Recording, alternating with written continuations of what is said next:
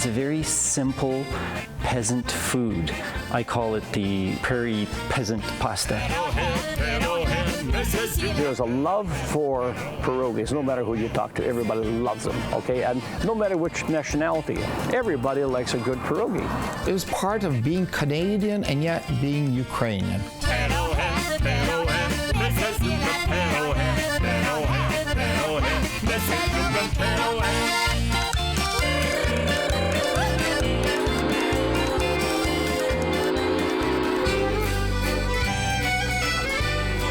In the late 19th century, the first wave of Ukrainian settlers arrived on the cold Canadian prairie.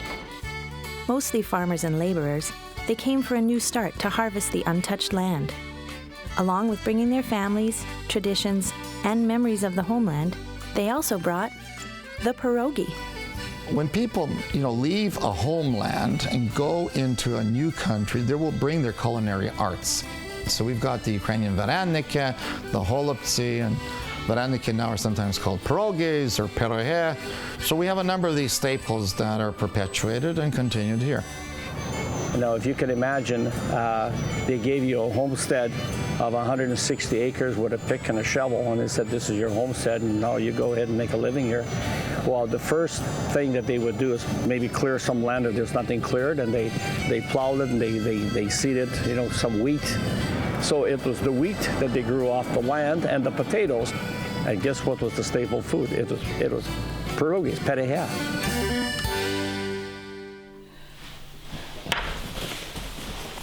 My mother taught me how to pinch pierogies. I was about 12 years old when I had to make meals for my father, and it was a staple in our house, when you grew up on the farm, and especially in the winter time. Ellen Kirilko grew up on a farm just north of Winnipeg. With 3 generations of her family now calling her Baba, she continues the pierogi-making tradition for her children, grandchildren, and great-grandchildren. Okay, I'm just mixing the flour with the water, and I'm just using the spoon just to kind of put it together, and then I'll use my hands.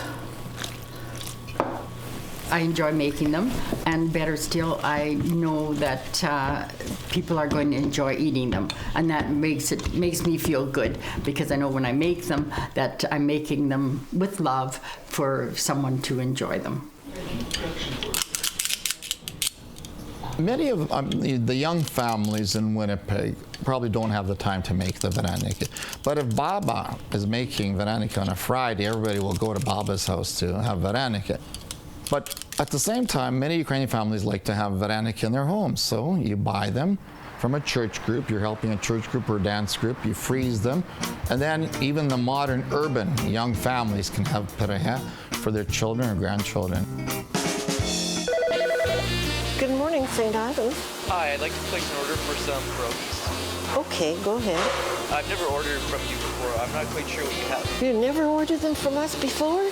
And we've been at it for 46 years? How come you found out about us now?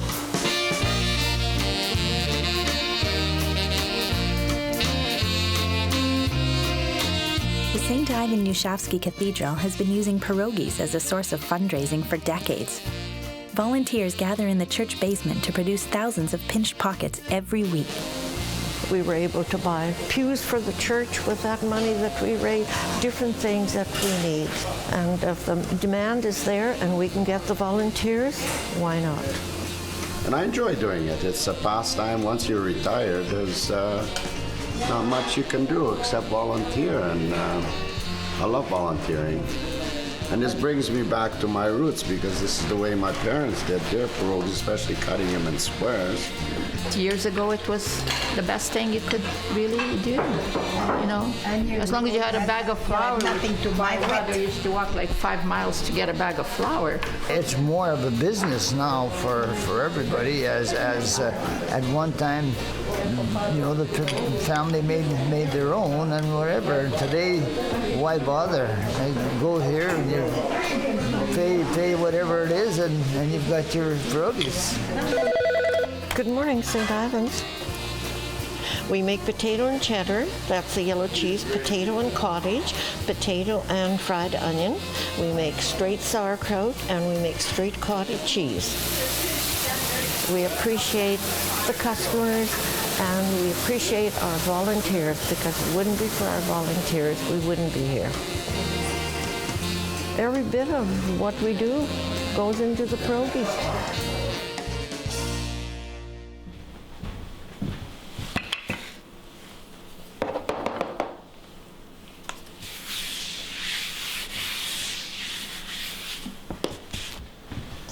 You gotta love your culture to be able to make a perogy. You know, the time is probably 20, 30 minutes to make a couple of dozen. And I think this is what Baba's like to instill, the love of them making perogy to be passed on to that grandchild. And the grandchild gets their fingers dirty and floury, etc., etc. But it's part of that tradition. Usually when we got together making pierogies at home, it was for Christmas, and then we'd make a lot, and then it would be my sister-in-laws, and you know, it was hard work because it was the men had to mash the potatoes and stuff by hand at that time, and it was a social gathering, so it was kind of fun. I'm as Ukrainian as it gets. My parents came from people who came from Ukraine, and talking about a pierogi can bring forth memories of stuff from way back. Love of the pierogi runs deep for many Ukrainians in Manitoba. Playwright Danny Schur was inspired to create the Pierogi Supper Miracle in honor of his culture's favorite foodstuff. Behold, the lowly pierogi. It's just some filling and some dough. You can fill it with potatoes, with cheese. Pierogies are a really Winnipeg and Manitoba thing, so that was the genesis of this not so fictional story, which is a parish's Pierogi Supper fundraisers are threatened by the lack of volunteers to do it. There's a million ways to say that first syllable of Perogy, perogi. It's almost a P-U-H. Exactly. At the Perogy Supper, one of life's little uppers, in a world that feels so sad. But whatever comes my way, at least on every fourth Friday. For me, pierogies represent those warm, fuzzy feelings of Baba and all those comfort food moments. Look at me, getting emotional talking about pierogies. So with that kind of cultural connection that it has, it's not just food. Is one more pierogi so bad?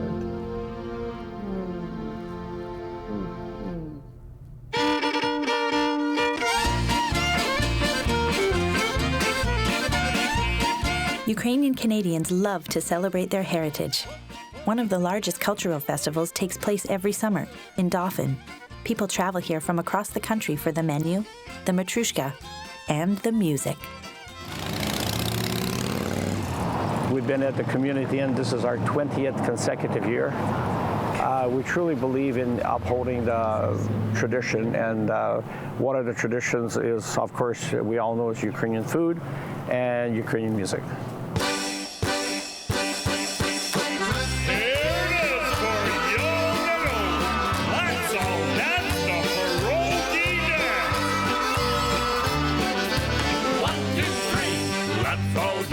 Perogy dance, have some fun, this is your chance.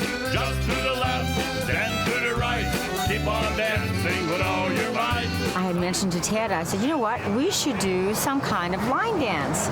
He says, oh, I don't know if we can do it. I said, well, you know what, we're going to try.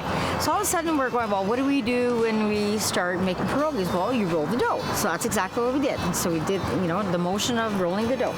And then you have to pat it. So we did that. So we ended up putting different ideas together. Within 10 minutes, no. we had it packed. We had a line dance done. Get on the floor and have a ball. Baba and Gido are on the floor. Youngins are yelling for more and more. for young and old and young.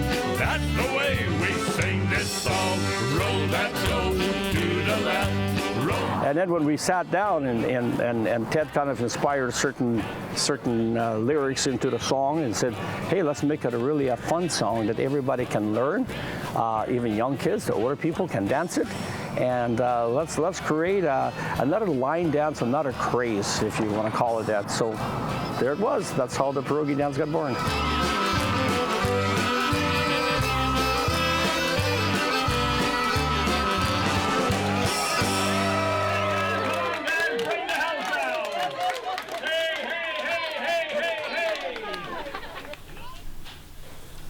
I think pierogies are an important part of the Ukrainian culture because they are economical to make, they're filling, and you can dress them up. We usually eat them with sour cream or with onions on top of them. Varenyky, as a food, probably are not the best for the body. They're not spectacular, and at the same time, they're very tasty. And if you add the fried onions and the skwarki or the fried bacon and mushroom sauce or whatever, they're a comfort food. Using traditional recipes as a template, University of Manitoba graduate student Dylan McKay experiments with new ingredients to make the pierogi better for the body. After many attempts, he's come up with the pea-rogy. I was born in St. John's, Newfoundland, and I'd honestly never had a pierogi until I moved west. But I'd heard that it's one of those popular foods here, and so I just thought maybe a functional pierogi, and then the name perogy came with it too. So I just decided to start trying to make one of those. So the first thing I did was look up on the internet what a pierogi is and how you make it, and look at a bunch of recipes. I replaced about half of the potato and the filling with mashed chickpeas, and then I looked at replacing some of the wheat flour in the coating with pea flours. And luckily, because we do that kind of research here, I was able to get a bunch of flours to start using, and the chickpea flour worked out the best for making the dough. Okay, so here we have some actual perogies and pierogies. The yellow ones are the perogies. They have that color from the chickpea flour. It has a pretty yellow color compared to white wheat flour. Personally, my favorite way to do them is barbecue. There's no added fat there, and they puff up really nice. So that's a very healthy way to cook them too. My pierogi is a functional pierogi. If you replace the actual pierogi you've been eating before with this one, it should have benefits for your health.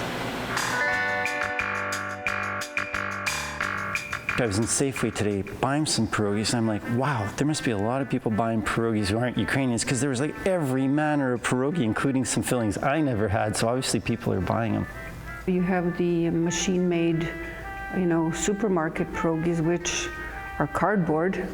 Mexican fillings in pierogies, you have pizza fillings now. Who knows what inside, and they're still supposedly a pierogi. And I dread somebody buying, let's say, a no-name supermarket bag of frozen pierogies and then thinking that this is Ukrainian food. When you say the word pierogi, it is, cheese and potato. But as a professional, I use it as a starch, and you always have to push the boundaries of it. So I am on the fence. Terry Jaretta grew up on a diet inspired by his father's memories of living in Ukraine. Now, as head chef and owner of Mies, he pays homage to his heritage by putting a new twist on the traditional pierogi. The dish is kind of a surf and turf. We're going to have grilled prawns. We're going to have some oxtail pierogies. So if you look at it that way, that's sort of what we're looking at. You don't want to push it too far. It still has to look like a pierogi. But if it's got oxtails and mushrooms in it, and I'm using it as a starch, it's part of the meal. It's not the entire meal. As growing up, when we had pierogies. That was dinner. I get phone calls sometimes. That's not a pierogi, So the question I've been asking is when a pierogi is not a pierogi. You're starting to push the envelope, and people get a little upset sometimes.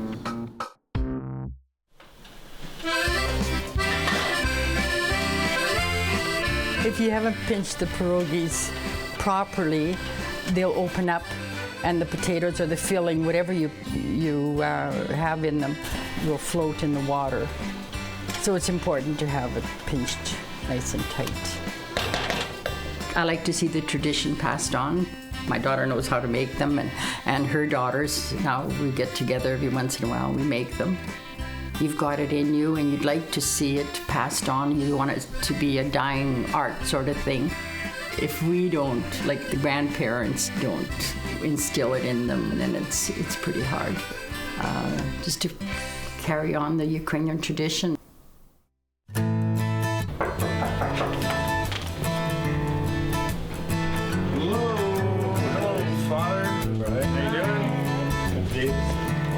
Carrying on the Ukrainian tradition is important in the Carrick family. Larry's daughters, Holly and Kelly, learned to make pierogies from their Auntie Jan when they were kids. I remember asking Auntie Jan how to make them because she always was the one who brought them. But then she moved further away, so we couldn't always have her make them, so we had to do it ourselves. She wasn't actually there. It was Grandma. Do you remember Grandma? Yeah, I remember pinching with Grandma. She was sitting in the corner kind of laughing at us, trying to figure it out. Because Grandma thinks that we should do squares. Remember? Yeah. She thinks that you should kind of... No, so does Auntie Jan, but the circles work better. Now you're making the dough. Yeah, this is a guy's kind of dough. I appreciate what Kelly did, but I think for you guys, to start with, this is going to be a lot easier for you. Auntie Jan never shared her pierogi secrets with Larry's sons, Brian and Morgan. So in order to connect the boys to their culture, Larry will teach them himself. A quarter cup or a third cup or a little more of sour cream, dump it right in. 1 cup of cold water. Let's go! Just playing. 3/4 teaspoon of salt. And then I just start right from the edges. No hands in the flour. No hands as of yet. I don't know. We'll see whose turns out better. Yeah. When you tell people you're Ukrainian or someone asks you, like, that's the first thing they want to know about is what kind of food can you make?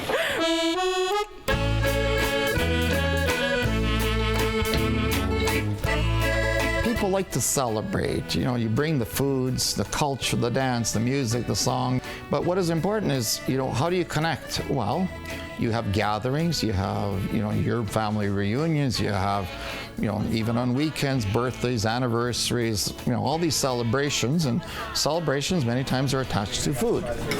After seeing the ladies make their pierogies and trying them out, and the gentlemen making their pierogies and trying them out, I'm going to have to declare it a draw. A draw. God, I love being Ukrainian.